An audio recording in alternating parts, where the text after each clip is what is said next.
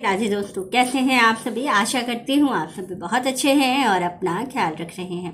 राधा रानी अपनी कृपा आप सब पर बनाए रखे। दोस्तों, आज हम लोग बात करने वाले हैं मकर संक्रांति की। मकर संक्रांति 2026 में 14 जनवरी को या 15 जनवरी को किस दिन मनाना है, पूजा का शुभ मुहूर्त क्या होगा, महापुण्य काल क्या है, क्या दान करें क्या नहीं करें।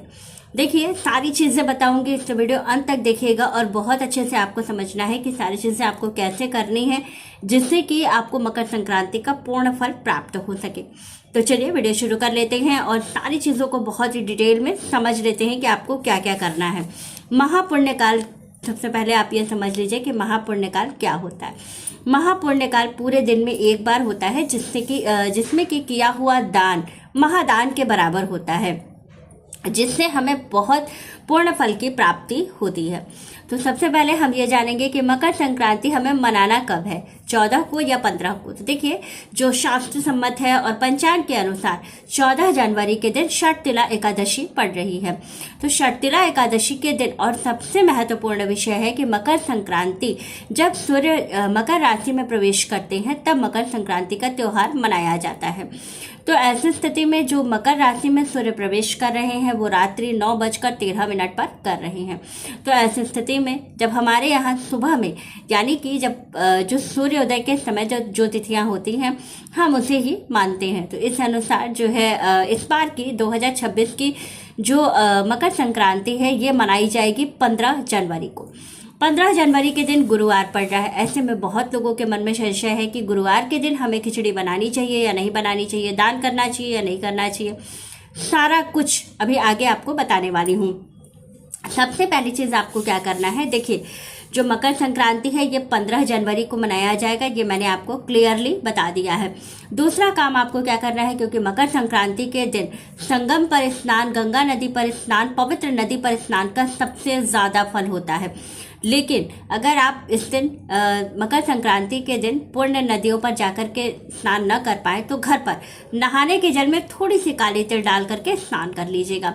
आपको वही पुण्य फल प्राप्त होगा जो आप पवित्र नदी या संगम पर जाकर के स्नान करेंगे तो प्राप्त होगा। अगर आपके पास संगम का जल है, गंगा नदी का जल है, किसी पवित्र नदी का जल है तो आप अपने नहाने के जल में डाल सकते हैं। नहीं तो नहाने के बाद उस जल को हाथ में लेके अपने ऊपर मार्जन कर लीजिएगा तो भी आपका वही स्नान माना जाएगा। तो इस बात का जरूर ध्यान रखिएगा। और ये स्नान जो है वो सुबह ब्रह्म मुहूर्त में किया जाएगा तो सबसे ज्यादा पुण्य फल प्राप्त होगा। और मकर संक्रांति पर जो आपका ब्रह्म मुहूर्त का समय है वो क्या है, ब्रह्म मुहूर्त का समय शुरू होता है 5:10 से लेकर के 6:07 तक। इस बीच में आपको करना है स्नान। स्नान करने के बाद सबसे पहला कार्य करना है पूजा। पूजा करने से पहले आपको क्या करना है कि सबसे पहला काम, क्योंकि सूर्य भगवान की पूजा इस दिन सबसे ज़्यादा महत्वपूर्ण होती है, तो आपको क्या करना है, सुबह सवेरे स्नान के बाद सबसे पहला कार्य उगते हुए सूर्य को जल देना। आपको क्या करना है, एक तांबे का लोटा लेना है, लोटे के अंदर काली तिल, थोड़ी सी रोली और लाल पुष्प डाल करके सूर्य भगवान को जल समर्पित करना है और उनसे अपनी कामना को कहना है, क्योंकि मकर संक्रांति के दिन भगवान बहुत जल्दी सुनते हैं, तो इस बात का जरूर ध्यान रखिएगा। दूसरा काम, स्नान के बाद जब आपने सूर्य भगवान को जल दे दिया तो दूसरा काम आपको करना है क्या, दान। क्या क्या दान करना चाहिए हमें मकर संक्रांति पर, तो मकर संक्रांति पर जो दान का महत्व होता है वो खिचड़ी का दान, तिल और गुड़ का दान, साथ ही गर्म कपड़ों का दान, कंबल का दान, इन चीजों का दान सबसे ज्यादा महत्वपूर्ण होता है। लेकिन इस दिन से कुछ नियम लिए जाते हैं, जैसे सकरात। मकर संक्रांति को बहुत सारे नामों से जानते हैं, बहुत सारे लोग इसे सकरात के नाम से भी जानते हैं। इस दिन बहुत सारे लोग दीपदान का नियम लेते हैं, बहुत सारे लोग इस दिन जो है राम नाम पूरे एक साल लिखने का नियम लेते हैं, बहुत सारे लोग 14 पत्तल का नियम लेते हैं। तो आप कौन सा नियम लेते हैं हमें जरूर कमेंट कीजिएगा।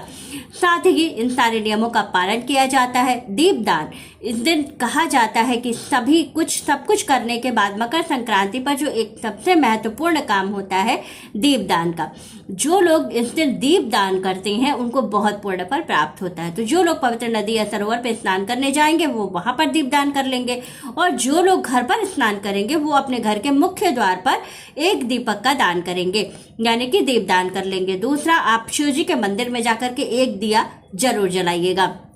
जो कि सबसे ज्यादा पूर्ण फलदायी होता है।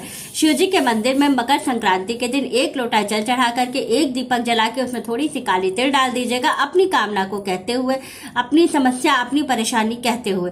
बहुत जल्दी आपकी कामना पूरी होने लगेगी। इसके बाद जो पूजा का शुभ मुहूर्त आपको मिल रहा है वो क्या मिल रहा है, तो पूजा का जो शुभ मुहूर्त है वो सुबह 7:15 से लेकर के 8:53 तक का समय है। इस बीच में आपको क्या करना है, सूर्य भगवान की पूजा, घर में इष्ट है आपके जो जिनको भी आप मानते हैं उनकी पूजा, उनकी आराधना, साथ ही इस दिन सूर्य भगवान की जो पूजा की जाती है उसकी विधि भी समझ लीजिए। सूर्य भगवान को जल देने के साथ साथ इस दिन सूर्य भगवान को गुड़ और तिल का भोग लगाया जाता है और एक दीपदान किया जाता है, तो इस बात का जरूर ध्यान रखिएगा। साथ ही क्या दान करना चाहिए, तो इस दिन बहुत सारी चीज़ों का दान आप कर सकते हैं। कुछ चीज़ें हैं जिनका दान आपको नहीं करना चाहिए, जैसे कि प्याज, लहसुन, इनका दान आपको नहीं करना चाहिए। दूसरी चीज़ है, बहुत सारे लोग इस दिन दान करते समय ये नहीं ध्यान देते हैं कि कौन सी चीज़ हमें नहीं दान करनी है। जैसे कि अगर आप कंबल का दान कर रही हैं तो कंबल काले मत दान कीजिएगा, क्योंकि संक्रांति पर काले कंबलों का दान नहीं किया जाता। रंग बिरंगे कलर का दान आप कर सकते हैं, तो इस बात का जरूर ध्यान रखिएगा। और विशेष रूप से संपूर्ण जो पूजा विधि थी वो मैंने आप लोगों को बता दी है। हाँ, महापुण्य काल जो था सबसे महत्वपूर्ण कि महापुण्य काल, इसमें आपको क्या करना है, खिचड़ी बना करके ग्रहण करनी है और खिचड़ी बना करके आप किसी को खिला भी सकते हैं, किसी जरूरतमंद व्यक्ति को। तो जो महापुण्य काल का समय शुरू होता है वो दोपहर 2:49 से शुरू होकर के 3:42 तक का समय है। इस बीच में आपको जो है खिचड़ी बना करके किसी भी जरूरतमंद व्यक्ति को खिला देना है।